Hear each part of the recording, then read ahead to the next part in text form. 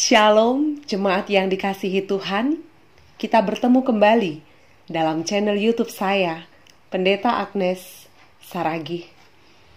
Pada saat ini, sebelum kita mendengarkan firman Tuhan, mari kita mempersiapkan hati dan pikiran kita.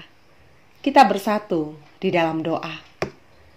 Bapa di surga, Bapa Sang Pemilik kehidupan kami, terima kasih untuk setiap kesempatan yang Tuhan masih boleh izinkan bagi kami pada saat ini mendengarkan firman-Mu. Kami sungguh yakin dan percaya bahwa Roh Kudus Tuhan bekerja di dalam hati dan pikiran kami, sehingga firman yang kami dengarkan akan bekerja dan berkuasa. Terpuji termulialah Engkau ya Allah. Di dalam nama Tuhan Yesus Kristus kami sudah berdoa. Amin. Jemaat yang dikasihi Tuhan, salam sehat, salam bahagia untuk kita semua. Pada saat ini firman Tuhan yang menyapa kita diambil dari Kisah Para Rasul 4 ayat 32 sampai dengan 37. Demikian firman Tuhan.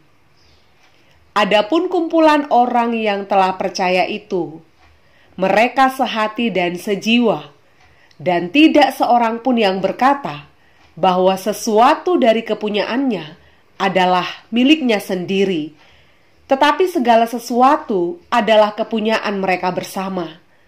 Dan dengan kuasa yang besar, rasul-rasul memberi kesaksian tentang kebangkitan tubuh Yesus, dan mereka semua hidup dalam kasih karunia yang melimpah-limpah. Sebab tidak ada seorang pun yang berkekurangan di antara mereka, karena semua orang yang mempunyai tanah atau rumah menjual kepunyaannya itu, dan hasil penjualan itu mereka bawa, dan mereka letakkan di depan kaki rasul-rasul, lalu dibagi-bagikan kepada setiap orang sesuai dengan keperluannya. Demikian pula dengan Yusuf, yang oleh rasul-rasul disebut Barnabas, artinya anak penghiburan, seorang Lewi dari Siprus. Ia menjual ladang miliknya, lalu membawa uangnya itu dan meletakkannya di depan kaki rasul-rasul. Demikian pembacaan firman Tuhan. Jemaat yang dikasihi Tuhan, Kisah Para Rasul adalah lanjutan kabar baik yang disampaikan oleh Lukas, yang menyaksikan berita tentang pengikut-pengikut Yesus, di mana dengan kuasa Roh Allah mereka menyebarkan kabar baik tentang Yesus di Yerusalem, di Yudea, di Samaria, dan sampai ke ujung bumi. Salah satu yang istimewa dari kitab Kisah Para Rasul adalah kuasa pekerjaan Allah yang nyata atas orang-orang percaya di Yerusalem. Roh Allah memimpin dan menguatkan para pengikut-pengikut Kristus, pemimpin gereja dan umat Allah, sehingga mereka menyaksikan kuasa kebangkitan Yesus di tengah-tengah perjalanan kehidupan mereka. Ada beberapa hal yang akan kita pelajari bersama melalui firman Tuhan pada saat ini. Dalam ayat 32 kita melihat, di sana disebutkan kumpulan orang yang telah percaya. Ini adalah sebuah pemandangan yang sangat luar biasa, di mana melalui kuasa Allah yang besar, peristiwa besar pun terjadi di tengah-tengah persekutuan orang-orang yang percaya pada zaman gereja mula-mula. Walaupun banyak orang yang menolak tentang berita kematian dan kebangkitan Yesus, namun kuasa Allah bekerja di dalam kehidupan para rasul. Kuasa itu memberikan keberanian kepada mereka untuk memberitakan dan menyaksikan iman mereka kepada Kristus.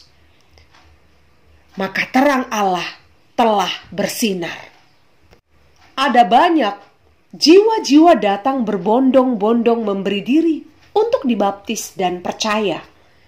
Pada awalnya, jumlah mereka hanya 120 orang. Kemudian bertambah menjadi 3.000 orang dalam sehari. Dan pada hari-hari berikutnya, bertambah lagi menjadi 5.000 orang. Tiap-tiap hari, Tuhan menambah jumlah mereka. Lalu mari kita lihat, bagaimana cara hidup jemaat mula-mula.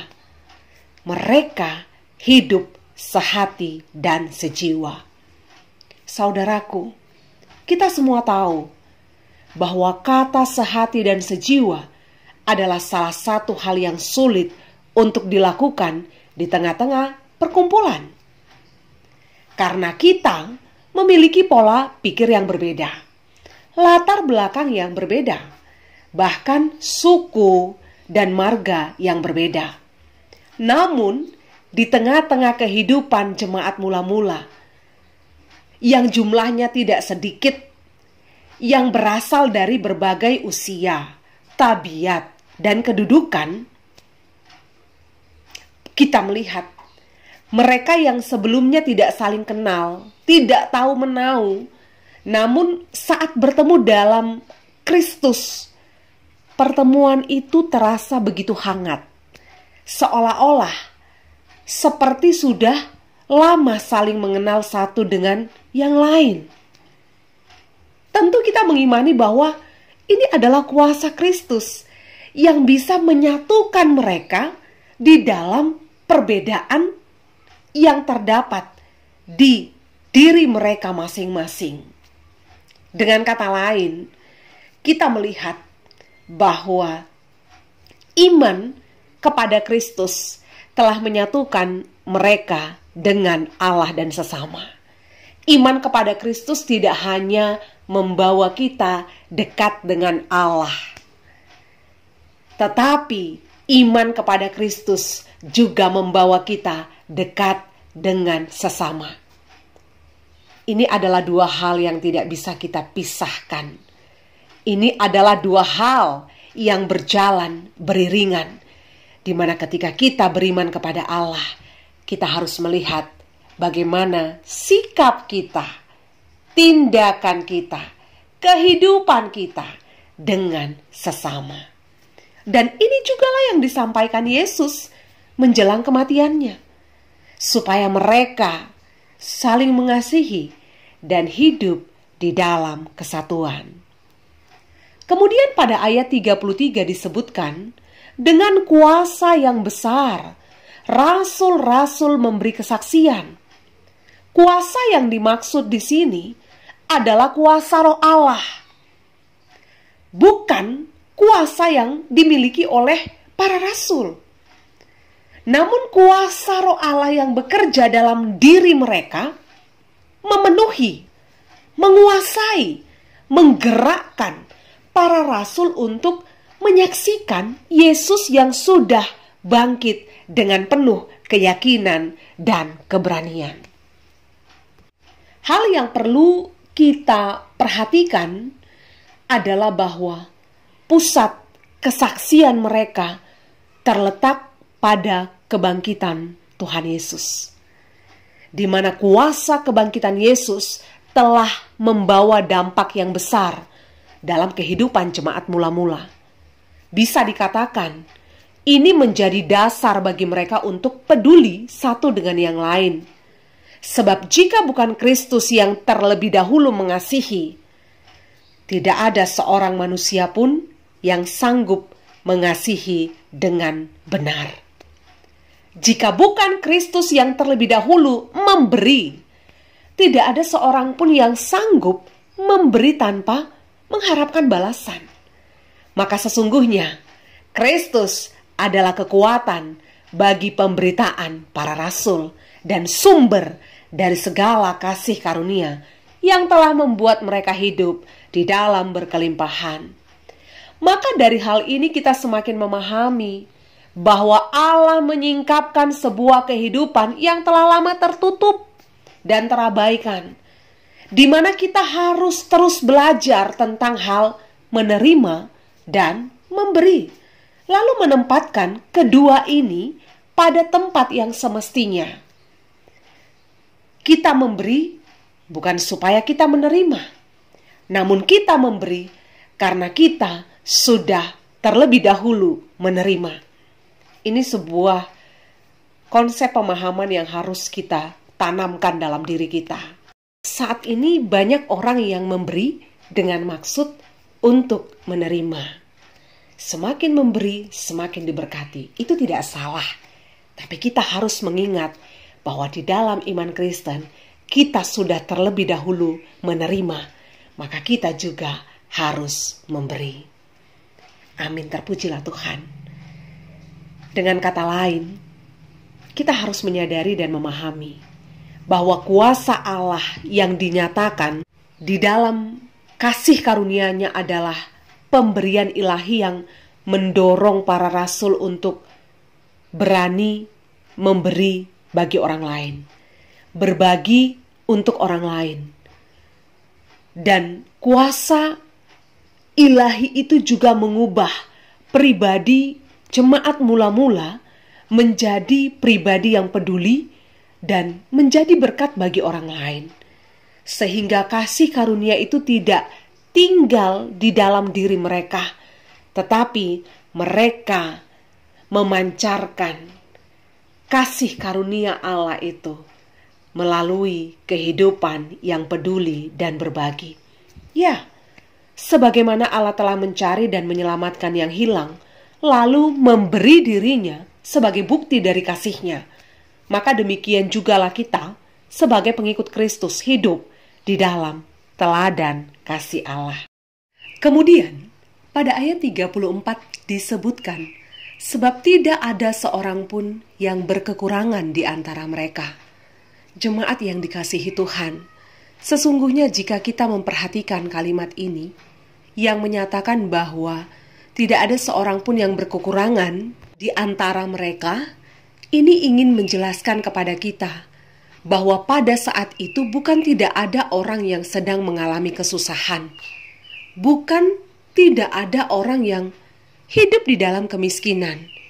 Beberapa sumber mengatakan bahwa orang-orang yang sudah menjadi Kristen pada waktu itu telah mengalami penganiayaan. Mereka diusir karena mengikut Yesus. Mereka kehilangan tempat tinggal. Dan keadaan semakin sulit karena untuk mencukupi kebutuhan makanan dan pakaian pun mereka tidak sanggup. Begitu juga dalam pasal 2 sampai dengan pasal yang keempat disebutkan bahwa orang Yahudi yang bertobat kemungkinan adalah peziarah dari berbagai daerah yang sedang merayakan Hari Raya Pentakosta. Keputusan untuk mengikut Yesus dan bertobat membuat mereka tinggal lebih lama di Yerusalem. Maka sangat dimungkinkan di antara mereka ada yang kehabisan uang untuk membeli makanan dan membayar sewa tempat mereka tinggal. Lalu bagaimana respon jemaat mula-mula melihat keadaan ini? Mereka tidak diam. Hati mereka tergerak oleh belas kasihan. Dan semua ini terjadi karena kasih karunia Allah hidup di tengah-tengah persekutuan mereka. Kasih karunia Allah yang bekerja di dalam hati jemaat mula-mula telah membuat mereka nyaman dengan rasa cukup, bersahabat dengan kata berbagi, dan tidak haus kepada pujian dan penghormatan. Mengapa demikian? Karena pada zaman itu tanah dan rumah merupakan sumber kekayaan, ukuran dari status sosial, dan menjadi jaminan utama. Semakin banyak tanah dan rumah yang dimiliki, maka seseorang akan semakin dihormati. Semakin banyak ladang dan tanah yang mereka punya, maka semakin banyak penghasilan mereka untuk masa tua. Maka kemurah hatian jemaat mula-mula untuk mau berbagi pada saat itu menjadi bukti kasih Allah yang nyata dalam kehidupan mereka.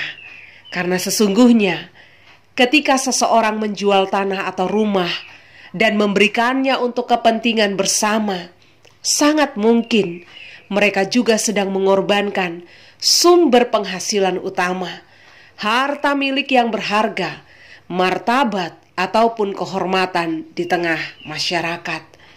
Kemudian pada ayat 36 sampai dengan ayat 37, muncul sebuah nama yang disebut Yusuf. Ia berasal dari suku Lewi dan lahir di Siprus, tempat yang sangat jauh dari Yerusalem.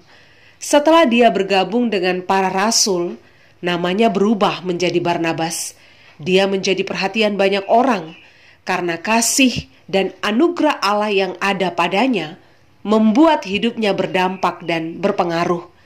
Bahkan dia disebut sebagai anak penghiburan karena para rasul melihat dia berjalan dalam penghiburan Roh Kudus.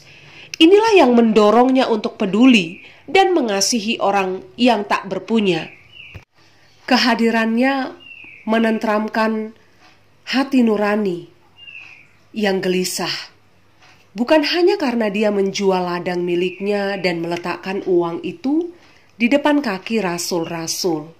Namun sisi lain yang bisa kita lihat dari kehidupan Barnabas dalam Kisah Para Rasul 11 ayat 24 disebutkan, karena Barnabas adalah orang baik, penuh dengan Roh Kudus dan iman, sejumlah orang dibawa kepada Tuhan. Jemaat yang dikasihi Tuhan, dari penjelasan yang sudah kita dengarkan di atas, maka kita boleh merenungkan kembali apakah yang akan kita perbuat di tengah-tengah kehidupan kita. Membangun persekutuan yang saling mengasihi. Ini adalah tema yang disuguhkan untuk kita pada minggu ini.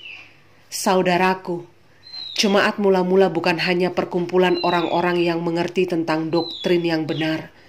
Bukan pula hanya kumpulan orang-orang yang giat bekerja bagi Tuhan, menaati Tuhan dengan berjuang dan gigih memberitakan Injil. Jemaat mula-mula bukan hanya orang-orang yang senang berdoa dengan tidak jemu-jemu, namun jemaat mula-mula adalah orang yang menghidupi kasih Allah dan memberi diri untuk berbagi dan peduli akan kesusahan orang lain. Tentu ini adalah tindakan yang harus kita bangun di dalam persekutuan kita. Bagaimana gereja hadir di dalam keadaan suka dan duka yang dialami jemaat. Bagaimana gereja hadir untuk menopang dan menguatkan jemaat. Dan bagaimana kita hadir sebagai warga jemaat, sebagai orang yang percaya untuk keluarga, untuk sesama, dan juga orang lain. Konteks dan keadaan yang kita alami sekarang pastilah tidak sama dengan apa yang terjadi pada jemaat gereja mula-mula. Namun satu hal yang sama yang masih ada dari zaman jemaat mula-mula sampai zaman sekarang adalah kasih karunia Allah. Ini tidak pernah berubah, dulu, sekarang, dan sampai selama-lamanya. Kasih karunia yang sama adalah senjata yang harus kita pertahankan dan kita gunakan untuk membangun persekutuan yang saling mengasihi. Karena dengan kemampuan kita, pengetahuan kita, kecakapan kita, tidak akan bisa sanggup membangun persekutuan yang saling mengasihi.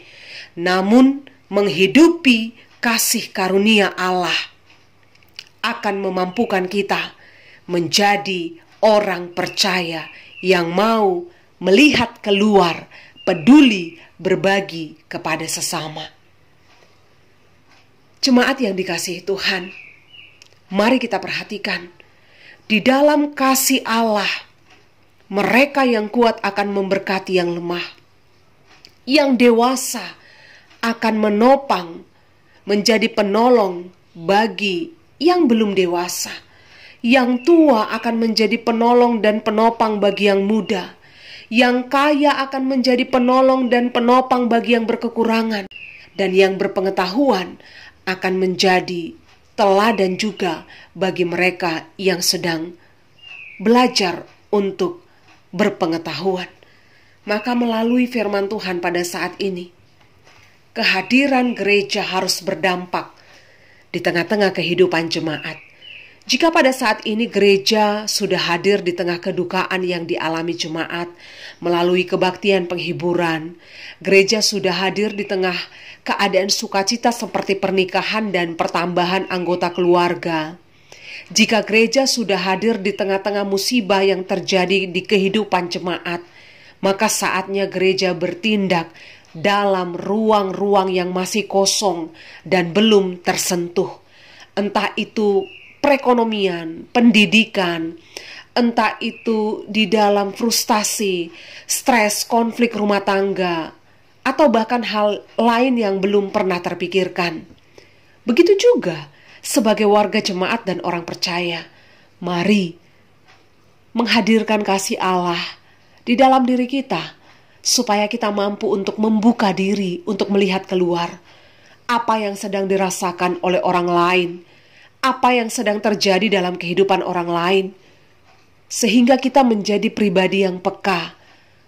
Kita bisa melihat kesusahan keluarga kita, entah itu suami, istri, anak, atau bahkan mertua, atau bahkan menantu, atau bahkan yang lainnya. Kita bisa menjadi pribadi yang peduli atas kesusahan tetangga kita misalnya, atau bahkan sesama kita, atau bahkan bisa saja orang yang belum dan tidak kita kenal. Jemaat yang dikasihi Tuhan, persekutuan yang saling mengasihi bukan hanya berbicara tentang materi, namun yang paling penting adalah rasa kepedulian yang kita kembangkan menjadi aksi yang nyata dalam kehidupan kita. Mari kita teladani kehidupan Barnabas. Selain dari memberikan materi, dia juga mampu memberikan yang terbaik melalui imannya kepada Allah, membawa orang-orang kepada Allah. Satu kalimat yang akan menutup firman Tuhan pada saat ini. Kehidupan bukan hanya tentang bagaimana aku mendapat, bagaimana aku menerima, namun memberi dan berbagi adalah bagian dari kehidupan yang harus kita jaga dan pelihara. Amin. Kita bersatu di dalam doa. Bapa di surga, kami sudah mendengarkan firman-Mu.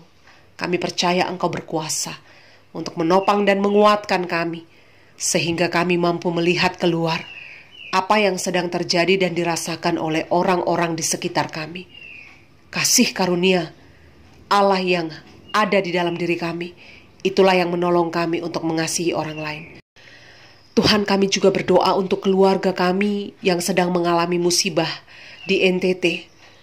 Kami percaya Tuhan Engkau ada di sana untuk memulihkan jiwa dan hati mereka yang hancur karena peristiwa ini. Engkau juga memberkati setiap kami, setiap jemaat Tuhan, setiap orang-orang. Engkau menggerakkan hati mereka untuk bisa mengulurkan bantuan bagi mereka, sehingga apa yang menjadi kebutuhan mereka pada saat ini boleh terpenuhi Tuhan. Entah makanan, pakaian, atau apapun itu. Terima kasih ya Tuhan, inilah doa kami. Dalam nama Tuhan Yesus kami berdoa. Amin. Shalom bagi kita semua. Selamat hari Minggu. Tuhan Yesus memberkati.